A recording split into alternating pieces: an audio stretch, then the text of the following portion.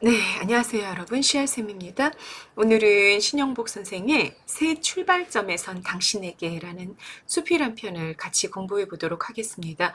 여러분, 작품 제목을 보면 항상 어떤 정보들이 있을지 좀 찾아봐야 된다라고 말씀드렸었죠. 어떤 정보가 있는 것 같으세요?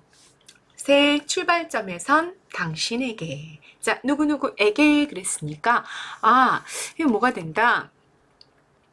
이게 이 메시지의 수신자가 되는구나 라는 거 알 수 있는 거죠. 이분이 이 수필을 쓰신 글쓰니까 누구에게 이 수필을 보내고 있다?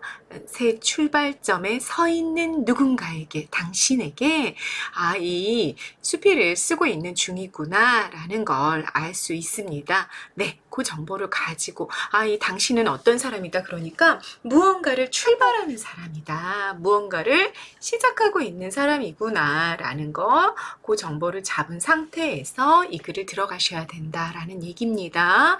자, 갈래는요, 여러분 경수필입니다. 가벼울 경자죠. 가별 경자기 때문에, 그러니까 우리가 보통 신변 잡기적인 소재를 가지고 있다 이렇게 이야기하는데, 가벼운 수필은 신변, 우리 주변에 잡기, 그냥 여러 가지 다양한 일들이지, 우리 일상에서 일어나는 굉장히 다양한 소재들을 가지고 와서 그걸 소재로 삼아서 글 한 편을 완성했을 때 우리가 이거는 가벼운 소설이야, 그래서 경수필이라고 말하게 됩니다. 그래서 우리가 보는 대부분의 수필이 사실은 경수필이죠. 미셀런이라고도 얘기하고요. 이거랑 반대로 이제, 그러면 가벼운 수필이 있었으니까 무거운 수필이 뭐예요? 라고 물어본다면 이제 중수필, 무거울 중자를 쓰는 거죠. 네, 그래서 이제 중수필이라고 얘기하고요. 영어로 이제 에세이라고 이야기하는 게 조금 무거운 수필이에요. 무거운 수필은 그럼 언제 쓰느냐? 여러분들이 대학 가서 1학년부터 이제 논문이라는 걸 쓰게 될 거거든요. 레포트를 쓰는데 그게 이제 논문의 형태를 띠게 되는 거지, 대학에 가면서부터는.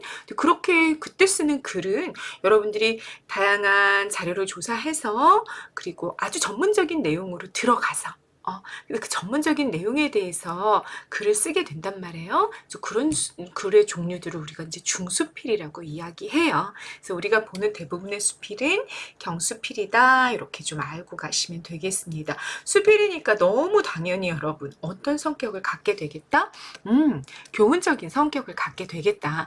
선생님이 수필은 수업할 때마다 매번 말씀을 드렸습니다. 1차적으로는 외부 사건에 대한 어떤 반응이라든지, 아니면 외부에 있는 어떤 소재, 객관적인 소재라든지 그것으로부터 관심이 출발해서 그에 관해 글을 쓰는 거다. 근데 결과적으로 어떻게 한다? 그렇게 외부 세계에 대한 반응, 외부 세계에 대한 경험이지, 그 경험이라든지 외부 대상의 어떤 소재에 관심을 갖고 있다가 결과적으로는 교훈적인 의미를 끌어내는 게 수필이 갖는 기본 속성이다라고 말씀을 항상 드렸었잖아요. 마찬가지의 성격을 갖게 된다, 그 얘기예요. 그래서 교훈적이고요. 비유적입니다. 어떤 부분에 비유가 쓰였을지 여러분 같이 확인해 보시면 되겠죠. 제재, 새 출발점에 서 있으니까 진정한 합격과 자유의 의미, 이거를 주제와 관련되어 있는 핵심 소재로 하고 있구나. 이 새 출발점에 서 있는 당신이라는 사람은 뭔가 시험을 치렀나 보다. 시험을 치르고 뭐 합격, 불합격, 뭐 요 출발점, 요런 거에 서 있구나라는 거 알려주는 거죠. 제재가. 주제는 뭐냐? 삶의 본질을 추구하며 실천하는 삶의 소중함을 강조하는 것이 주제다.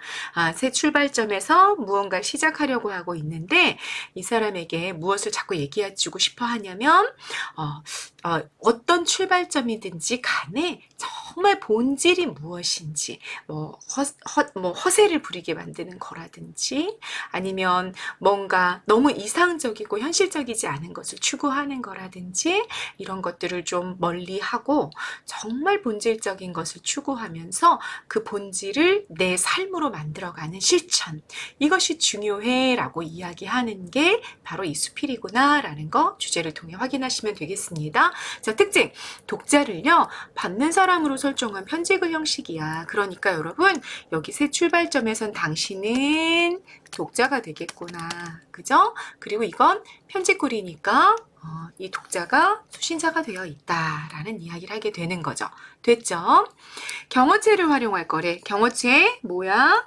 뭐뭐 하십시오체 그리고 뭐뭐 해요체. 이걸 우리가 경어체라고 얘기하죠. 하십시오체인 종결 형태가 어떻게? 비읍니다가 종결 형태가 된다. 학교 다녀왔습니다. 요게 하십시오체인 거죠. 그래서 이 하십시오체랑 해요체를 우리가 문학에서 흔히 사용하는 경어체라고 얘기하는데 그 경어체를 활용해가지고 되게 차분하고 설득하는 어조로 독자에게 교훈을 전달해. 그러니까 독자가 이렇게 경어체로 써 있고 그리고 당신이 나야. 그러니까 나를 향해서 아주 잔잔하고 차분하고 설득력 있게 이야기를 하는 거지. 그랬을 때 우리가 감동을 받고 그 주제에 훨씬 더 공감하게 되겠죠. 그래서 경어체를 활용했다 그 얘기입니다.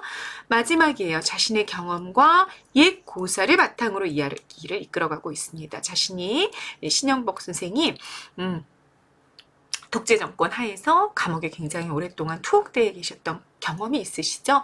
그 감옥에서 노인 목수를 만난 그 체험 을 가지고 오고 또 옛 고사 차체리의 예화입니다. 예화 예를 들어주는 이야기다라는 뜻이죠. 차체리 예화를 바탕으로 이야기를 이끌어가는 특징이 있습니다. 자, 경험과 고사의 인용, 경험 하나, 예화 하나를 가지고 와서 자신이 하고 싶어하는 이야기를 이끌어가고 있다라는 거 알고 가시면 되겠습니다. 자, 그 다음 쌤 중요한 거 체크해놨습니다. 본질적인 것을 추구하는 게 되게 중요하다라고 얘기했는데 그럼 본질은 뭐냐? 비본질은 뭐냐? 본질이 아닌 것은 뭐냐? 이렇게 좀 나눠놓고 있는 부분이 있어요. 여러분 이렇게 나눠놓을 때 분류죠. 분류. 이렇게 나눠놓을 때 여러분 어떻게 해야 된다고 얘기했어요? 국어에서는 요 나눠진 것들이 어떻게 정확히 나눠져 있는지를 정확하게 잡고 있어야 된다고 말씀드렸었잖아요. 그래서 그거를 쌤 지금 미리 나눠놨어요. 본문에 나올 겁니다. 일단 본질이 아닌 거, 본질인 거 이렇게 나눠놓고 봤을 때 탁과 족이 이렇게 대비관계를 만들어내면서 대응구조를 가지죠. 자, 족은 발이야. 발. 실제 발. 실제 발은 본질일 거야. 탁은 그 발에 본을 뜬 거야. 종이에다가 이렇게 본을 뜬 거야. 발에 본을 이렇게 뜬 거지. 요게 탁이야. 그러면 얘는 발에 본을 뜬 거니까 실제는 아니네. 그죠? 그래서 본질이 아닌 것으로 이렇게 들어가 있는 거죠. 탁과 족이 그렇고요. 또 본질인 거, 집을 그릴 때 집 짓는 순서대로 그리는 거, 반대쪽에 집을 그릴 때 지붕부터 그리는 거, 이렇게 또 대비관계를 이렇게 매칭이 된 채로 만들어내고 있습니다. 집을 그릴 때 여러분들 어떻게 그리세요? 선생님도 이렇게 그려. 집 그려봐. 그러면 이렇게 지붕부터 그리는 거죠. 우리는 보통 이렇게 그리는데 실제로 이제 노인 목수를 만났을 때 집을 그리는 것을 신영복 선생님 보신 거야. 그랬더니 이분은 어디서부터 그리시더라? 주춧돌부터 그리시더라. 왜? 이게 실제로 집을 짓는 순서인 거죠. 여기서 이렇게 쌓아 올리고 이렇게. 그래서 거꾸로 우리가 하는 거랑 거꾸로 가는 거죠. 그쵸? 그래서 정말 집 짓는 순서대로 그리는 건 실제에 입각해 있는 거잖아. 실제잖아, 실제. 이게 진짜지. 실제인 거고, 이게 본질인 거고, 우리처럼 지붕부터 그리는 거는 그 실제를 잘 모르는 상태에서 그냥 머릿속에서 그려놓는 거기 때문에 본질이 아니다. 이렇게 얘기하는 겁니다. 됐죠? 자, 본질인 거 또 대비되는 거 한번 볼까요? 공장과 교실이 있어요. 공장은 실제로 물건을 만들어내는 곳이고 교실은 그 실제로 물건을 만들어내기보다는 그 전에 이론을 배우는 곳이잖아. 이론이라는 건 어떻게 놓고 본다면 실제랑 비교했을 때는 본질이 아닌 것에 속하게 된다라는 얘기가 되는 거죠. 여러분 다 이해되시죠? 무슨 말 하고 있는지? 실제로 뭔가 내가 움직여서 만들어내는 공장에 비교해 봤을 때 교실은 본질이 아닌 것이 된다. 그 얘기입니다. 또 여기 망치 대 종이. 이것도 보이시죠? 교실에서 이렇게 매칭되고 있는 거 보이세요, 여러분? 공장에서 내가 실제로 물건을 만들어내기 위해서 사용하는 물건은 망치인 거지? 그치? 망치로 실제로 물건을 만들어낸다고. 그럼 그게 본질이 된다. 그 얘기야. 그러니까 이 글에서는 본질에 해당하는 게 뭐냐면 굉장히 실제적인 거, 경험적인 거, 요거를 본질이라고 놓고 있구나라고 감을 잡으실 수 있을 겁니다. 자, 종이에다가 우리가 아무리 뭔가를 그린다고 해서 그게 실제가 되지는 않지. 교실에서 우리가 종이를 사용해서 뭔가 내 머릿속에 있는 것들을 만들어내는 것이죠. 그거는 요 실제라는 측면에서 봤을 때는 본질이 아닌 것에 해당이 된다. 그 얘기입니다. 그렇게 계속 연결해서 가니까 사람과 의상도 이해가 되시죠. 사람은 실제고 의상이라는 거는 사실은 그 사람이 이렇게 입었을 때만 가치를 가지게 되기 때문에 사람의 어떤 몸의 형체를 본따 가지고 만들어져 있는 본질이 아닌 것에 해당이 되는 거지. 그게 육체를 입은 사람이 본질이 된다. 그 얘기가 되는 거죠. 됐죠? 이렇게 놓고 보니까 물건 대 화폐도 되겠다. 물건은 실제고 본질인 거고 그 본질에 뭔가 이렇게 종이에다가 그 본질의 가치를 그냥 우리가 인위적으로 만들어낸 것이 화폐니까 이건 사실은 물건에 비교해 봤을 때는 본질이 아닌 것이 되겠다. 됐죠? 또 여기도 그러네. 노동력, 실제로 내가 일을 하는 거야. 일을 하는 건 본질일 거고 그것에 대해서 어떤 사람이 보고 그래 너는 이런 일을 했으니까 얼마 정도를 가져가라 하고 주는 돈, 임금은 본질이 아닌 것이 되겠지. 노동하는 그 노동력, 내가 노동하는 힘을 쓰는 그거 자체가 본질이 될 거예요. 그죠? 그리고 이렇게 놓고 보니까 실천과 이론도 이렇게 대비관계를 만들어내겠다. 실천이 본질인 거지. 그리고 그 실천을 만들어내기 위해서 내가 머릿속으로 그냥 생각에 담아놓는 거, 요거는 이론이 될 거라. 그 얘기입니다. 근데 여러분 이렇게 나눠놓고 쭉쭉쭉 나눠놓고 보니까 여러분도 무슨 생각이 드세요? 우리는 본질을 더 중요시 여기는 것 같아요? 아니면 본질이 아닌 것을 더 중요시 여기는 것 같아요? 네, 선생님도 이렇게 딱 놓고 보니까 내가 본질이 아닌 것을 좀 더 중요하게 여기면서 살아오진 않았나?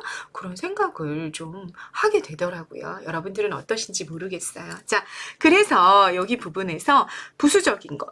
부수적이라는 거는 본질로부터 파생되어 나온 2차적인 거, 3차적인 거, 가장 어떻게 보면 본질이 중요하다고 놓는다면 그 본질이 사라졌을 때는 부수적인 것들은 의미가 없어지는 거잖아요. 근데 그게 이제 부수적인 것이야. 근데 그 부수적인 것과 본질이 뒤바뀌어 있는 우리네 사고에 대해서 이 글쓴이가 좀 비판을 하고 있다라는 거 여러분들이 알고 가실 수 있을 겁니다. 이렇게 대비해 놓고 보니까 훨씬 정확해지죠. 관련 한자 성어 뭐 있어요? 주객이 전도되어 있다라는 거 있죠. 주는 주체, 객은 대상.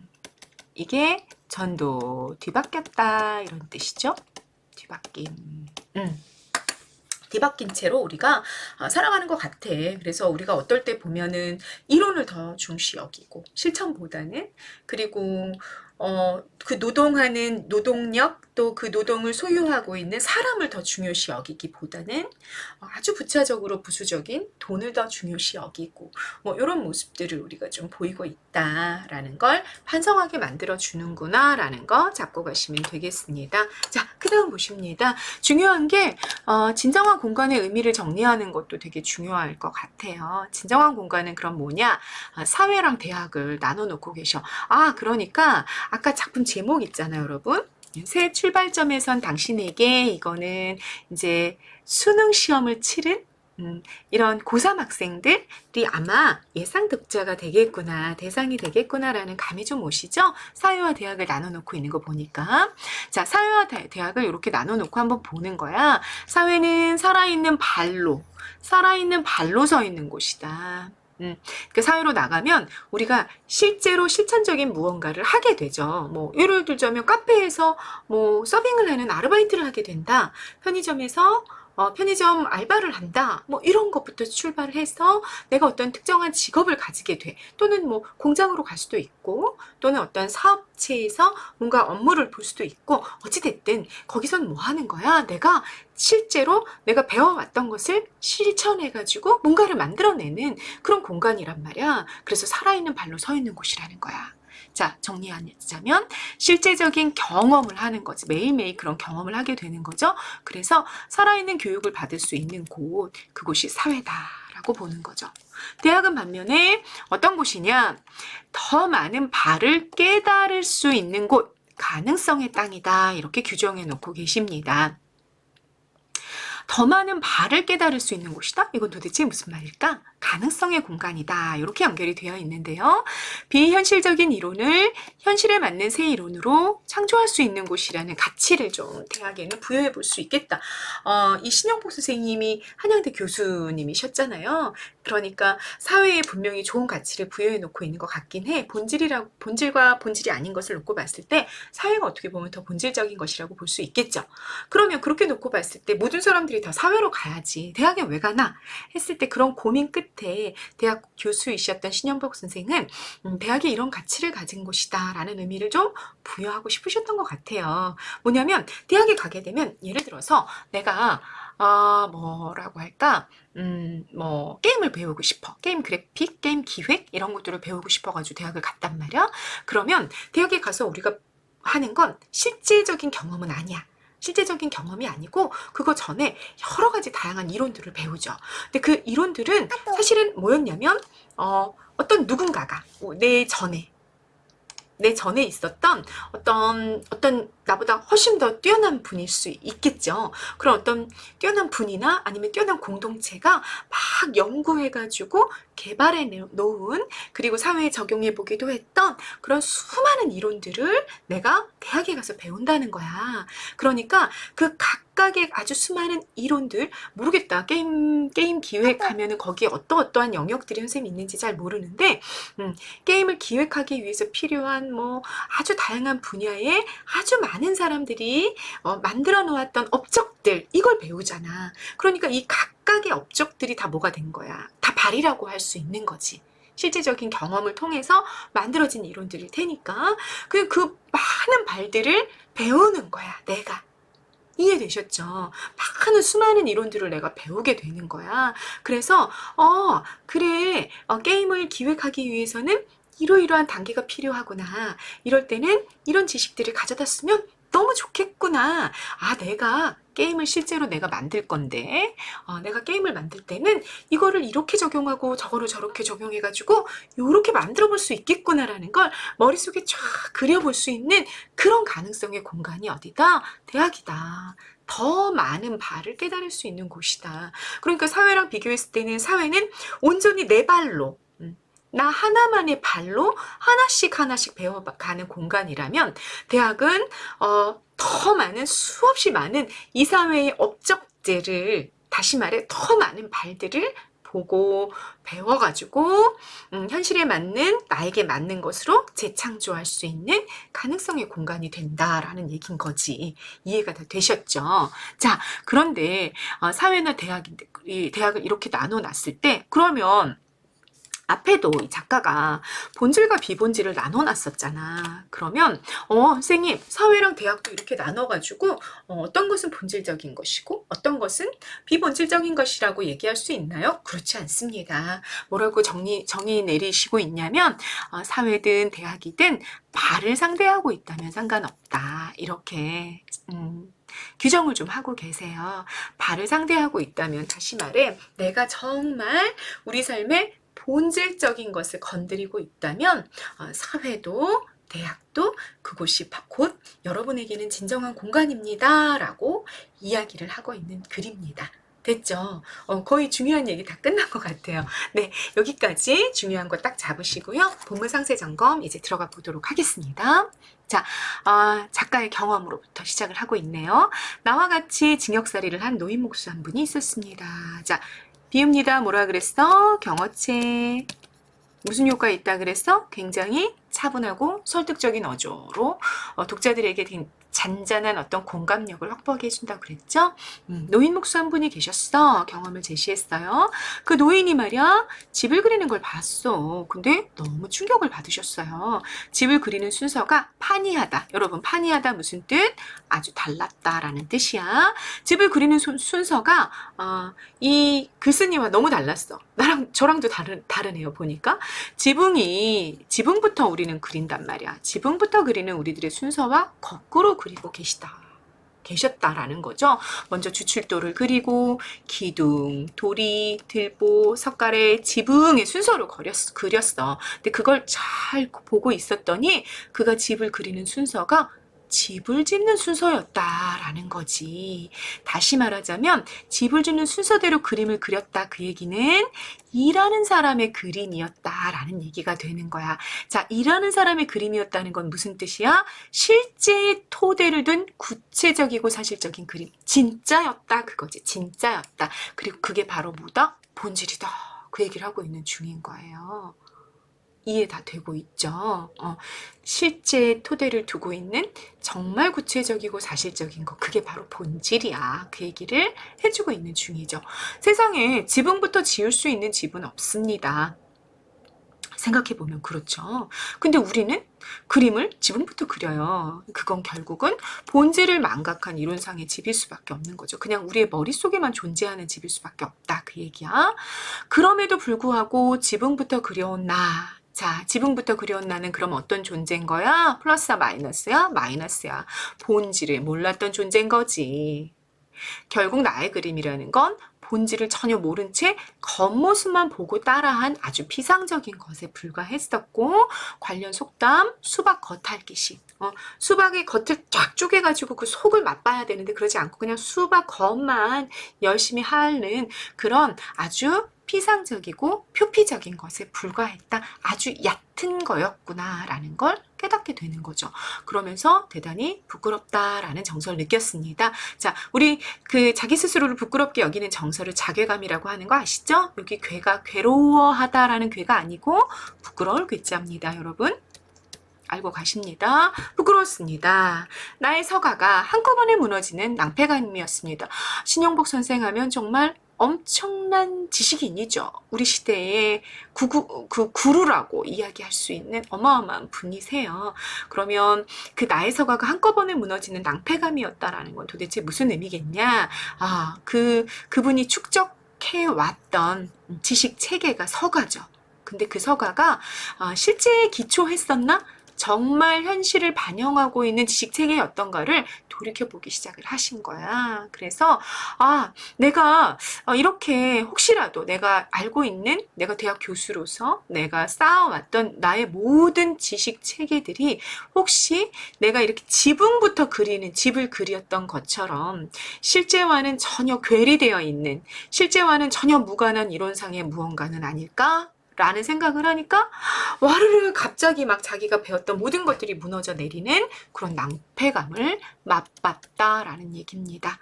나는 지금도 책을 읽다가 건축이라는 단어를 만나면 한동안 그 노인의 얼굴을 삼기합니다. 자, 앞에 있는 사건들이 모두 다 과거 회상이었구나라는 거 알려주는 거죠.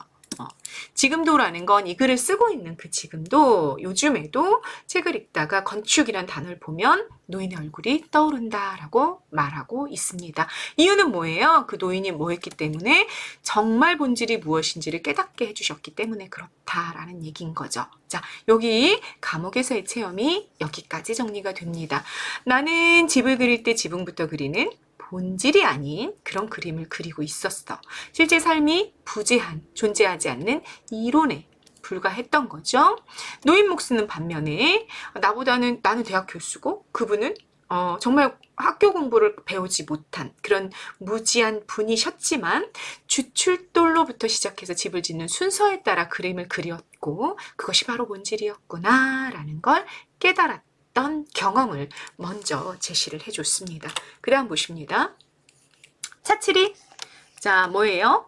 옛 고사 인용이 되고 있구나. 차칠이의 고사도 한번 보십시다. 차칠이라는 사람이 어느 날 시장에 가서 신발을 사러 가요. 시장에 신발을 사러 가기 위해서 발의 크기를 본으로 떴습니다. 본이라는 건 뭐예요? 버선이나 옷 따위를 만들 때 쓰기 위해 오타났다. 쓰기 위해 본보기로 만든 실물 크기의 물건 종이에다 대고 발을 이렇게 갖다 대는 거지. 발을 이렇게 갖다 대고 요걸 이렇게 따라가면서 그리는 거. 그게 이제 본을 뜨는 거란 말이야. 자, 요거 한비자에 나오는 고사의 내용을 인용하는 부분이 시작이 됐습니다. 이를테면 종이 위에 발을 올려두고 발의 윤곽을 그린 거죠. 한자로 그걸 뭐라 그러냐? 탁이라고 합니다. 이때 이 탁은요, 여러분 제일 탁, 추측할 탁, 이라는 뜻이야. 그러니까 발을 딱 종이에다 대고 추측해가지고 발의 크기를 추측해가지고 그려놓는 거, 그거를 한자어로 뭐라 그런다? 탁이라고 한다, 그 얘기인 거죠. 자, 장에 갔어요. 근데 선생님처럼 건망증이 심하신가 봐. 이분 탁을 집에 두고 간 거야. 발 본 떴던 거를. 그리고 신발 가게 앞에 딱 오니까 내가 탁을 두고 왔네. 그리고 탁을 가지러 집으로 되돌아갔습니다. 엥, 이게 뭐야? 네, 본질은 뭐였어? 차치리의 뭐 발이야, 본질은. 그런데 탁을 놓고 왔어 이러고 신발 가게에서 다시 집으로 되돌아갔다, 그 얘기인 거죠. 뭐야, 본질이 무엇인지 알지 못하는 대단히 어리석은 사람이다 라는 거 알려주는 거죠. 제법 먼 길을 되돌아가 탁을 가지고 다시 장에 왔을 땐 장이 끝나고 난 뒤였어요. 그래서 사람들이 말했어. 탁, 뭐하러 집에 가? 당신 발로 신어보면 되잖아. 맞는지 안 맞는지는. 자, 발은 뭐야? 본질이고 탁은 본질이 아닌 것이잖아요. 그랬더니 차치리가 이렇게 말하는 거야. 에이, 아무려면 발이 탁만큼 정확하겠습니까? 오, 네. 발이 본질이고 탁이 본질이 아닌 거야. 그냥 발을 본떠서 추측해서 그려놓은 게 탁이잖아. 그런데 탁이 더 중요할 거라고 생각하고 있다는 거죠. 그게 차치리의 어리석음입니다. 네. 네, 여러분들은 어떠신가요? 선생님은 읽어가면서 난 혹시 이렇게 살아가고 있지 않나? 뭐 이런 생각 좀 해보게 되더라고요. 계속 볼까요? 주춧돌부터 집을 그리던 그 노인이 발로 신어보고 신발을 사는 사람, 다시 말해 본질이 무엇인지 아는 사람이라면, 자, 대비가 쓰였다, 그지? 나는 탁을 가지러 집으로 가는 사람, 차치리인 거죠, 차치리. 왜 나를 그렇게 놓고 있어요? 내가 지붕부터 그림을 그려왔기 때문에 그런 거죠. 본질이 무엇인지 모르는 사람이었습니다. 이렇게 고백하고 있어요. 내포된 정서 부끄러움이고 태도가 성찰적이라는 거, 자기를 돌아보고 반성하고 있다라는 거 여러분 다 아실 수 있을 겁니다. 옛고사를 예화, 자신의 어떤 주장을 위한 예로 든 이야기가 인용이 되어 있는 거 여러분 확인하셨습니다. 그 다음 보십니다. 탁과 족, 교실과 공장, 종이와 망치, 의상과 사람, 화폐와 물건, 임금과 노동력, 이론과 실천. 여러분, 요게 바로 아까 선생님이 이제 열거하고 대조되고 있는 것들이잖아. 요거를 아까 선생님이 어떻게 했어? 분류해가지고 표로 보여줬던 겁니다. 아까 요거. 요게 본문 어디에서 나온 거야? 어디에서? 여기서 나온 거야. 그래서 요거를 뭐가 본질이고 본질이 아닌 것은 뭐고 이렇게 나눠 놓을 수 있어야 된다라고 말씀드렸어요. 이러한 것들, 자, 이 지시어가 가리키는 건 뭐야? 본질이 아닌 것과 본질인 것이지. 예를 들자면 탁은 본질이 아닌 것이고 족은 본질인 것이고 이렇게 매칭할 수 있어야 된다, 그 얘기야. 근데 그것들이 좀 뒤바뀌어 있는 우리 사고, 다시 말해 주객 전도의 우리 사고를 반성케 하는 교훈이라고 생각합니다. 네, 여러분 교실이 중요해, 공장이 중요해? 임금이 중요해요? 노동력이 중요해요? 너무 우리 사실 이런 것들 좀 생각해 보면 우리가 뭔가 본질이 아닌 것을 더 중요시 여기는 사고를 좀 현대인들이 갖고 살아가는 게 아닌가라는 그런 반성을 하게 해주는 교훈이다, 그 얘기인 거죠. 자, 여기까지 해서 경험이랑 예화를 통해서 자신이 이야기하고 싶은 이야기를 좀 하셨어요. 그 다음 또 본격적으로 당신에게 이야기하고 싶은 거 뭐라고 구체적으로 얘기하실지 한번 들어봅시다. 나는 당신을 위로하기 위해 이 이야기를 전하는 것이 아닙니다. 구체적인 청자인데 표면적으로는 누구냐면요. 수능 점수 100점으로 예비 합격한 수험생이에요. 여러분 여기 100점이라는 건 다 맞았다는 뜻이 아니고 평균이 100점이야. 평균이. 표준 점수가.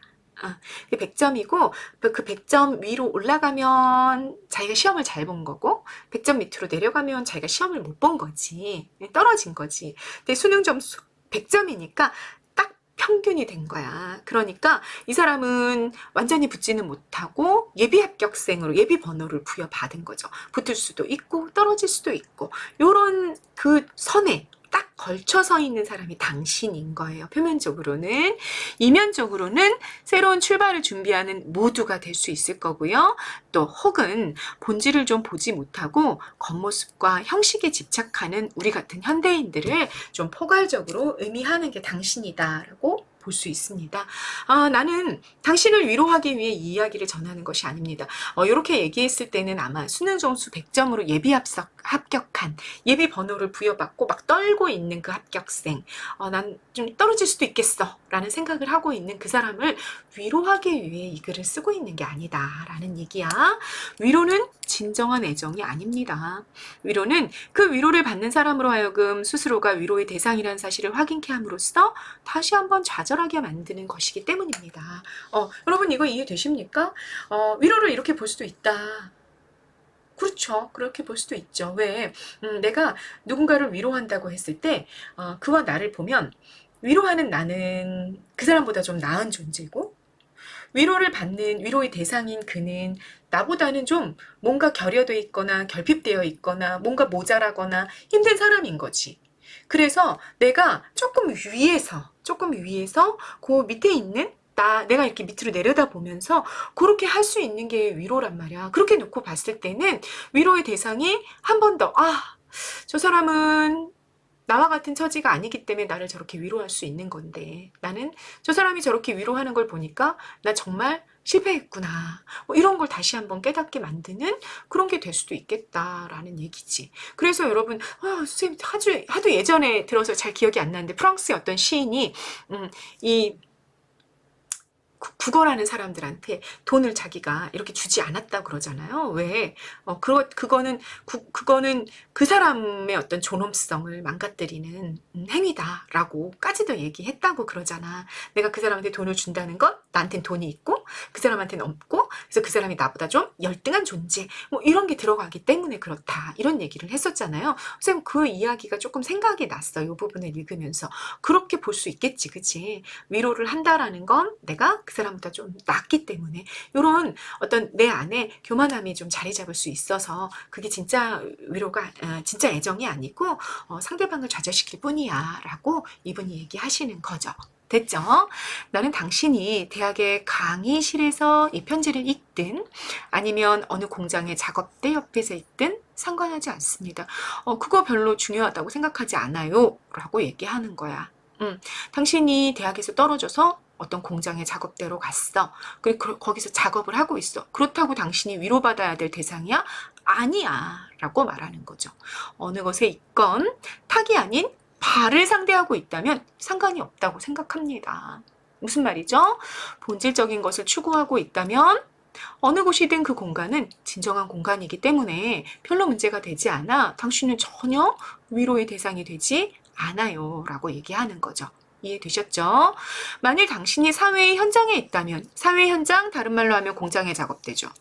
그렇다면 당신은 당신의 살아있는 발로 서 있는 거야. 당신의 본질, 그냥 당신의 몸 전체가 당신의 본질이 되어서 당신의 본질이 사회와 부딪히는 그 현장에 가 있는 거지. 살아있는 발로. 됐죠?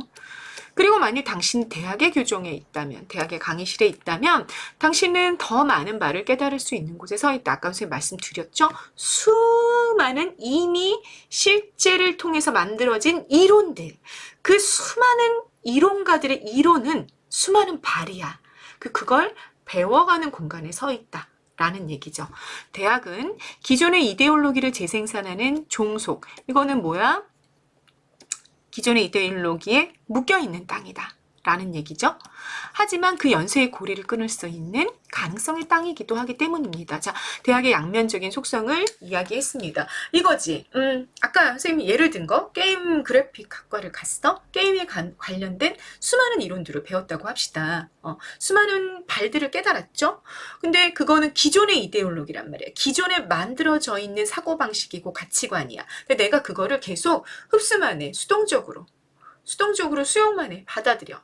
그렇게만 하면 난 어떻게 돼? 기존의 이데올로기에 종속되는 거죠. 묶여버려. 묶여서 거기에 사로잡혀서 거기에 종이 되어가지고 그냥 그렇게 새 창조가 일어나지 않은, 새로운 창의적인 뭔가가 일어나지 않는 그런 종속의 땅으로 머물러 버리게 되는 거죠.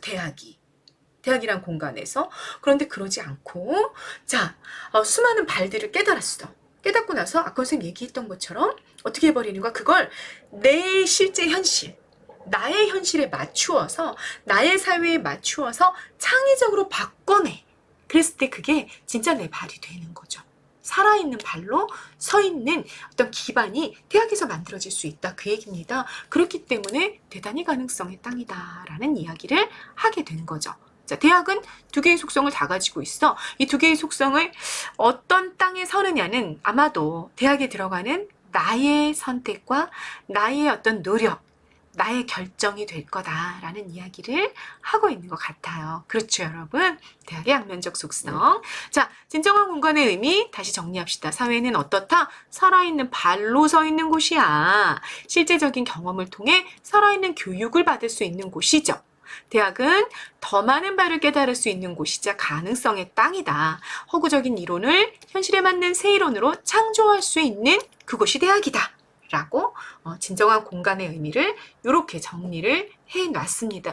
여러분들이 생각하고 있는 대학과 사회의 의미랑 얼마나 좀 연결이 되고 있는지 모르겠어요. 네, 신영복이라는 우리 사회의 엄청난 멘토죠. 네, 이미 돌아가셔서 정말 이분 돌아가셨을 때 정말 많은 지식인들이 아쉬워하고 안타까워하고 그랬는데 네, 그분의 생각입니다. 우리한테 뭔가 좀 깨달음을 주지 않나라는 생각이 좀 들어요. 네, 계속 봅시다. 당신은 그동안 못했던 일을 하고 만나고 싶은 사람을 만나고 가고 싶은 곳을 찾아가겠다고 했습니다. 우리 수험생들이 고3 시험을 딱 치르고 나면 하는 생각들이 다 이거지. 못했던 일, 만나고 싶은 사람, 가고 싶은 곳 다 갖고 이거잖아. 대학이 안겨줄 자유와 낭만. 이게 그거라고 생각해. 그래, 당신의 꿈 모르지 않습니다. 지금까지 얽매여 있던 당신의 질곡을 모르지 않습니다. 자유가 없었지, 그전에는. 아주 고통의 상태에 있었어. 공부하느라 얼마나 고생했어. 그거 다 알아. 당신은 지금 그러한 꿈이 사라졌다고 실망하고 있지는 않은지 걱정이 됩니다. 당신이 왜 꿈이 다 사라졌다고 실망하고 있을까? 이유 뭐야? 예비 합격생이기 때문에 그렇죠. 아까 우리 봤었죠. 수능 점수 딱 100점에 걸려가지고 예비 번호를 부여받은 사람이라서 나는 이제 대학에서의 자유와 낭만은 나랑 거리가 멀어졌구나. 이렇게 실망하고 있지 않은지 걱정이 좀 됩니다. 라고 얘기했어요. 그러나 자유와 낭만은 그런 것이 아닙니다. 자, 당신이 생각하는 자유와 낭만은 이거야. 네, 여기죠. 당신이 생각하는 자유와 낭만. 선생님 정리해놨어. 못했던 일, 만나고 싶은 사람, 가고 싶었던 거 다 해보는 거야. 그런데 이 선생님 생각하시기에 진정한 자유와 낭만 그런 게 아니다라는 거야. 자유와 낭만은 관계의 건설 공간이라는 말을 나는 좋아합니다. 자유와 낭만이라는 이 추상적인 개념이 뭐로 바뀌어 있어? 공간으로 바뀌어 있네. 구체적으로 형상화가 됐다. 그치? 관계의 건설 공간이라는 말을 나는 좋아합니다. 우리들이 맺는 인간관계의 넓이가 곧 우리들이 누릴 수 있는 자유와 낭만의 크기다라는 게 관계의 건설 공간 의미야. 우리들이 맺는 인간관계의 넓이가 우리들이 누릴 수 있는 자유와 낭만의 크기다. 그러기에 그것은 우리들의 일상에 내장되어 있는 아니하는 거이라는 거 무슨 뜻이야, 여러분? 너무 쉽게 여기는 태도죠. 아니한 연루는 관계, 관련 이런 뜻이야. 아니한 연루라는 건 연루라는 거는 그러니까 쉽게 말하자면 아주 쉽게 관계를 맺고 그냥 쉽게 그냥 그 관계를 헐렁헐렁하게 유지해 버리고 그래서 끊어져도 끊어진지도 모르고 뭐 이러는 거죠. 그게 이제 아니한 연루죠. 그 아니한 연루를 이별하고 끊어내고 사회와 역사와 미래를 보듬는 넓은 품을 키우는 공간이어야 합니다. 자, 자유와 낭만이라는 거, 대학에서의 자유와 낭만이라는 걸 이분이 어떻게 정리하셨는지 여러분 정리되십니까? 선생님 여기 정리해놨어. 보세요. 대학에서의 자유와 낭만은 뭐여야 되냐? 대학은 관계의 건설 공간이야. 그러니까 수없이 많은 아주 촘촘하고 아주 긴밀한 관계를 만들어서 그게 공간 개념으로 마치 거미가 거미줄을 막 촘촘하게 쳐가지고 모든 날아가는 나비며 벌레며 이런 게 싹 다 걸리는 것처럼 그렇게 관계를 촘촘하게 건설해서 딱 공간을 차지하게 만드는 거, 그게 자유와 낭만이다, 그 얘기인 거지. 그렇게 되면 사회와 역사와 미래를 보듬는 넓은 품을 키우는 공간이 돼, 거기는. 그렇겠죠, 여러분. 응? 수많은 사람들의 얼굴을 만나는 연대의 장소이자 우리 사회를 지탱하고 있는 발의 임자를 깨닫게 하는 교실이 되는 거예요. 자, 다시 해봅시다. 아까 얘기했었죠. 게임 그래픽으로 내가 들어갔어. 게임 그래픽으로 들어가가지고 거기서 수많은 사람들의 그 발을 만났죠. 이미 만들어 놓은 이론들을 접했단 말이야. 그리고 그 이론을 열심히 선생님들이랑 배우고 또 옆에 동료들이 있죠. 친구들이랑 만나가지고 프로젝트도 해보고 무슨 공모전에 공모도 내보고 그러면서 점점 더 많은 관계들을 만들어 나가. 점점 더 많은 관계들을 만들어 나가면서 그 관계를 통해서 기회를 또 만들어내고 그래서 우리 사회를 지탱하고 있는 발이라는 것이 실천이 어떻게 돼야 되는지 그런 것들을 막 깨달아.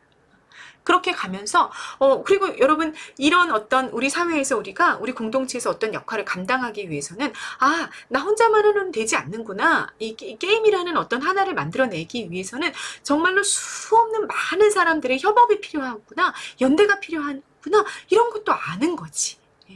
그렇게 관계를 점점 확장해가고 심화해가고 넓혀가고 아니했던 연로, 다시 말해 그냥 뭐 저 사람이랑 나랑 뭐 얼굴만 아는 사이, 이름 정도 아는 사이, 뭐 언제 그 사람이 사라져도 나는 전혀 모르는 이런 아니한 연루를 끊어내고 대학에서는 정말 진실하고 정말 진정성 있게 만나고 또 만나고 또 만나고 그러면서 내 어떤 꿈과 내 기회와 이런 것들을 계속해서 확장해가고 그 안에서 많은 사람들을 품어. 그렇게 되니까 사회, 역사, 미래가 나로부터 출발해, 나의 관계로부터 출발해서 이렇게 확장돼가고 이렇게 긍정적으로 바뀌어가는 경험을 하는 것, 그것이 대학에서의 진짜 자유와 낭만이야 라고 말하고 있는 중이죠. 인간관계를 넓히는 것이 진짜 자유와 낭만이야 라는 거야. 그래서 자, 결론적으로 진정한 자유와 낭만은 뭐냐? 실천하는 사람들을 만나고 내가 결국 실천하는 사람이 되어서 연대하고 사회와 역사를 미래를 보듬고 그렇게 하는 거, 그것이 바로 진짜 자유와 낭만이야 라고 이야기를 하고 있는 중인 겁니다. 이해가 되셨나요, 여러분? 대학에서 우리가 뭔가 자유를 누리고 낭만을 누린다고 했을 때 그건 그냥 내 맘대로 하는 거 그건 아니구나. 거기서 정말로 내가 원하는 것들을 실천하고 있는 누군가를 만나고 그 사람들로부터 내가 어떤 실천을 해야 될 것인지 고민하고 함께 연대하면서 우리의 미래의 사회와 역사를 열어가는 것, 그것이 진짜 자유와 낭만이다. 됐죠? 네, 여기 수많은 사람들의 얼굴을 만나는 연대의 장소라든지 그 다음에 발의 임자를 깨닫게 하는 교실이라든지 이런 것들 어떤 의미인지 선생님이 이미 다 이야기했습니다. 됐죠? 이렇게 실천하는 삶과 이렇게 맞춰져 있는 거, 그게 바로 본질을 아는 삶이고 대학에서는 그거를 배워가셔야 됩니다 라는 이야기를 한 거예요. 됐죠? 그 다음입니다. 그래서 나는 당신의 수능시험 성적 100점은 그야말로 만점인 100점이라고 생각을 합니다. 이유가 뭐냐면 아까 선생님이 평균의 자리라 그랬잖아. 중간의 자리이기 때문에 수많은 곳과 수많은 사람을 만날 수 있는 자유와 낭만이 훨씬 더 큰 자리야 라고 말하고 있는 거야. 여러분 이해되셨죠? 가능성이 열려 있지. 내가 대학을 갈 수도 있고 또는 이렇게 결정을 할 수도 있지. 나 예비번호 받고 대학에 합격을 못했어. 유학을 갈 수도 있지. 선생님이 아는 한 친구는 몇 년 전에 독일로 유학을 갔어요. 되게 멋진 친구였는데 독일에 유학을 가서 정말 많은 외국인들을 만나고 그들과 대화를 나누고 친구가 되고 뭐 이렇게 살아가더라고요. 그래서 몇 년마다 한 번씩 이제 놀러 오는데 올 때마다 모습이 바뀌고 정말 더 멋져지고 그렇게 살아가더라고요. 그런 가능성의 공간이야. 관계가 넓어지는 가능성의 공간, 또는 내가 실제로 어떤 전선에 완전히 뛰어들어가지고 공장으로 갈 수도 있는 거야. 그때 또 나한테 새로운 삶의 지평이 열려지겠죠. 이 모든 가능성을 다 품고 있는 그게 수능 시험 성적 100점 중간에 자리가 된다 라는 얘기죠. 그 100점은요. 올해 당신과 함께 고등학교를 졸업한 67만 5천 명의 평균 점수다. 당신은 친구들의 한복판에 서 있다는 걸 잊지 말아라. 중간은 풍요한 자리다. 수많은 곳, 수많은 사람을 만나는 자리다. 그것은 얘기했죠. 그보다 더 큰 자유와 낭만. 자유와 낭만의 규정 어떻게 돼 있어? 이제 인간관계를 넓히는 거잖아. 그거보다 더 큰 그 관계를 넓힐 수 있는 가능성은 없습니다. 라고 이야기하죠. 언젠가 우리는 늦은 밤 어두운 골목길을 더듬다가 넓고 밝은 길로 나오면서 기뻐하였습니다. 자, 이거는 문학적인 상상력이 덧보태져 있는 비유로 여러분들이 이해하셔야 됩니다. 아무리 작은 실개천도 이윽고 강을 만나고 드디어 바다를 만나는 진리를 감사하였습니다. 주춧돌에서부터 집을 그리는 사람의 견고한 믿음입니다. 당신이 비록 지금은 어둡고 좁은 골목길을 걷고 있다 하더라도 나는 당신을 걱정하지 않습니다. 당신의 발로 당신의 삶을 지탱하고 있는 한 언젠가는 넓은 길, 넓은 바다를 만나리라고 믿고 있습니다. 드높은 삶을 예비하는 진정한 합격자가 되리라고 믿고 있습니다. 그리고 그 길이 어디쯤에서 당신과 만날 수 있기를 기대합니다. 자, 늦은 밤 어두운 골목길, 작은 실개천, 이미지 연결되어 있는 거 여러분 아실 겁니다. 어둡고 좁은 골목길 이렇게 다 연결되어 있죠. 쌤이 함축적 의미 정리해놨어. 여러분 힘겨운 인생이야. 힘겨운 인생. 고등학교 때까지 내가 몸에 맞지 않는 공부를 하느라고 정말 어둡고 좁은 골목길을 가는 것처럼 힘들었을 수 있어. 작은 실개천은 거쳐야 될 그런 난코스들이 정말 많죠. 그걸 계속 거쳐오면서 힘들었을 수 있어. 그래.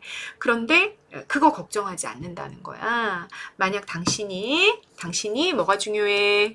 뭐가? 당신의 발로 당신의 삶을 지탱하는 거. 본질을 잊지 않고 하나씩 내 발로 실천하며 살아가는 삶. 그걸 계속 하고 있다면 그곳이 어떤 실개천이든 또는 어떤 어두운 골목길이든 언젠가는 넓은 길, 넓은 바다를 만나는 것으로 바뀌어갈 거라는 걸 믿는다. 그 얘기야. 넓은 길, 넓은 바다는 그럼 뭐야 여러분? 본질을 놓치지 않는 드높은 삶의 경지죠. 그 곳이 어디든지 간에 어떤 곳이든지 간에 내가 본질을 딱 잡고 실천하고 있다면 결국은 넓은 길을 만나게 되고 넓은 바다로 나아가게 될 거다라는 거, 난 그걸 믿는다 라는 얘기야. 그래서 그렇게 드높은 삶을 예비하는 진정한 합격자, 다시 말해 허구적인 겉모습에서 벗어나서 그냥 허상인 것을 쫓고 본질이 아닌 것을 쫓는 그런 겉모습에서 벗어나 삶의 본질을 추구하는 사람이 누구? 진정한 합격자. 그리고 이 사람은 어떤 사람인 거야? 정말 드높은 삶을 예비하는 사람인 거지. 그런 사람이 당신이 되리라고 나는 믿는다. 그리고 그렇게 길을 걸어가고 있는 어디쯤 당신이 굉장히 힘들어할 수도 있고 당신이 조금은 이제 힘든 일이 조금 끝났구나 라고 생각하면서 관계를 넓혀가고 있을 수도 있고 그 어느 지점에서든 나는 당신의 멘토로 당신의 스승으로 또 당신의 동료로 당신과 만날 수 있기를 기대합니다 라는 정말 좀 진짜를 가르치고 있는 선생님이다라는 생각이 좀 드시죠, 여러분? 그런 이야기를 하면서 지금 조금 힘들더라도 어둡고 좁은 골목길을 지나가고 있더라도 본질을 놓치지 말고 그렇게 실천하며 살아가다 보면 넓은 바다를 만나게 될 테니까 그때 그 어디쯤에서 나랑도 보자. 라는 인사를 건네면서 작품이 끝났습니다. 네, 신영복 선생의 새 출발점에선 당신에게 여러분에게도 공부를 하고 있는 고2, 고3 여러분들에게도 큰 깨달음을 좀 주는 글이 되지 않을까라는 생각이 들어요. 우리가 왜 대학에 가려고 하는지 또 우리가 왜 공부를 하는지 이런 것들도 조금 성찰해보고 정말 이 우리 시대의 그 구루가 말씀해 주신 본질을 찾는 삶, 실천하는 삶을 조금 더 고민하고 내 마음에 담고 그렇게 공부했으면 참 좋겠다라는 생각이 드는 글이었습니다. 네, 공부 잘 되셨나요? 네, 이번 영상은 여기까지 찍겠습니다. 감사합니다.